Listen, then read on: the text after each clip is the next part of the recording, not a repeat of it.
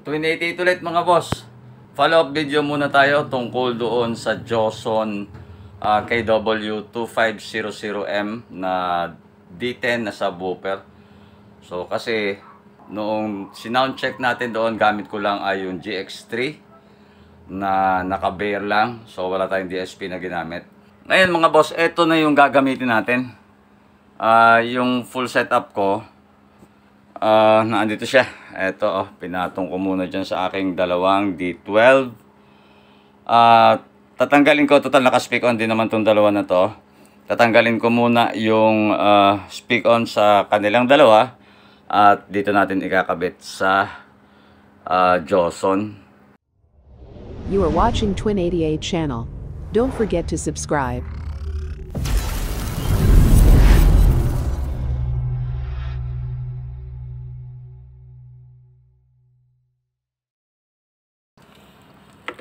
So, ito yung isa. Yan, nahulog pa.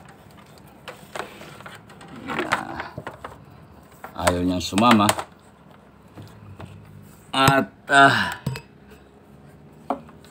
ito ang ikakabit natin dito sa D12 out. Pala kinabit ko na lang muna kanina.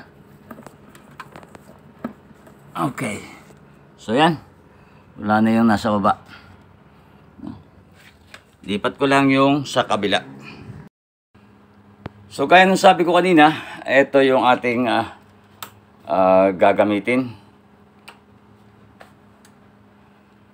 So yan, naka full DSP, exciter. Etong crossover ko na to ay hindi ko na ginamit yung sa sub nya. Dito na ako kumuha ng signal sa low dito sa isang crossover na ito. Bali ito yung exciter option lang niya, o yung feature niya ang ginamit natin. Pinadaan ko dito, tapos dito ko pinag-iwahiwalay, and then yung equalizer, ito yung sa high, at yan naman yung equalizer natin sa mid, at yung sa bass natin ay dito sa DIY BPE ko. Dalawang class D at saka isang class AB.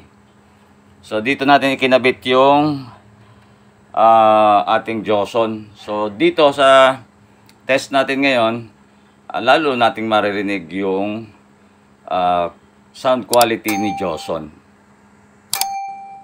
So play lang ako mga boss ng ating nakagawian ng gamitin na sound check. So ngayon gumagana lang mga boss ay itong dalawang L-ported box.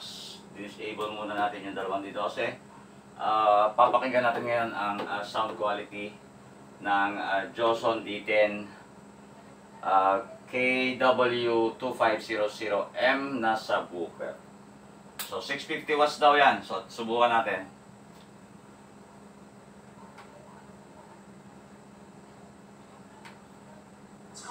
For our latest update. Thank you.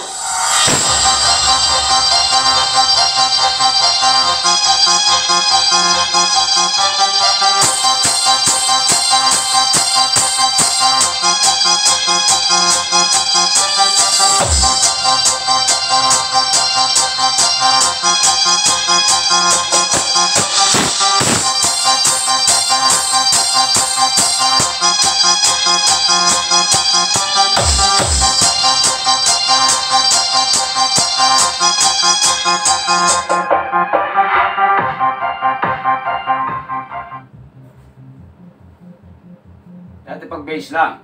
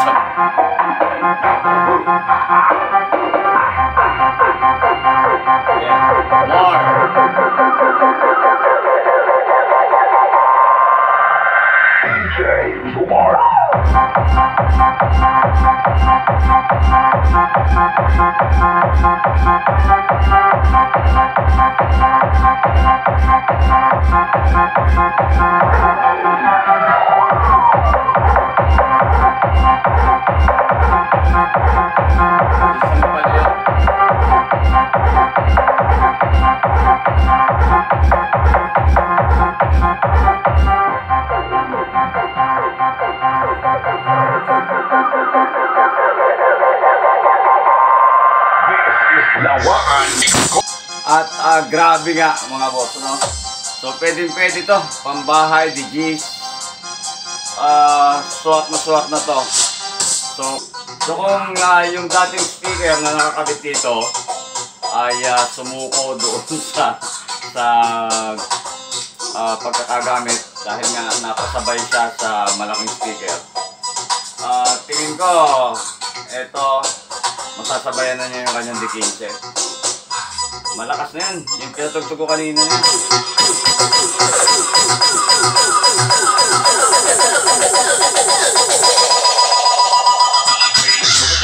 Ragatak style.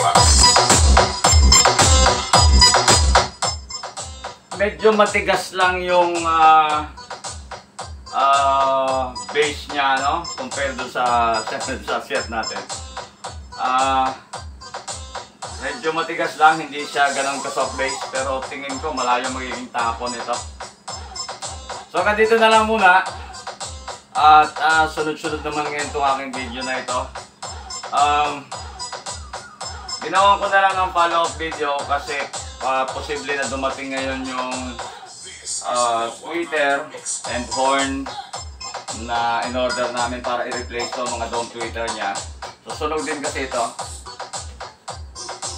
So again, ngayon grabe 400 plus 430 something ang napadagdag sa ating community, sa ating channel. Thank you very much po at patuloy nyo ako suportahan dito sa channel.